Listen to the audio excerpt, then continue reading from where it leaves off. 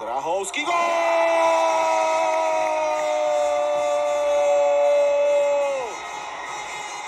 Po 2 minútach a 39 sekundách.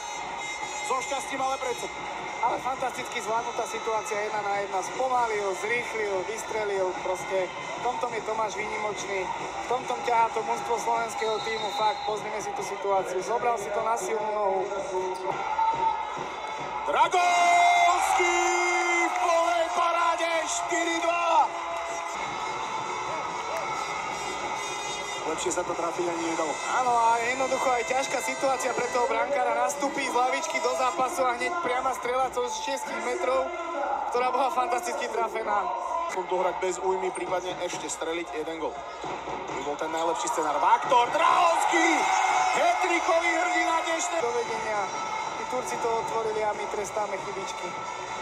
Ale opäť v tom mal prsty Filip Vaktor, ktorý prakticky po výbornej rozohrávke od Karpiaka. Myšička ale dokáže robiť veľké veci a veľký zásah urobil dneska do zápasu. Ako Vaktor okamžite po tom, ako bol ozbrojený, chce získať loptu v náš prospech. Drahovský! Gala koncert!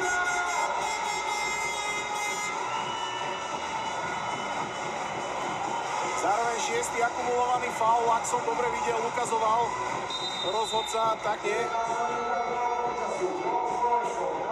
To teda ohlásenie hráča s číslom 16 Tomáša Drahovského.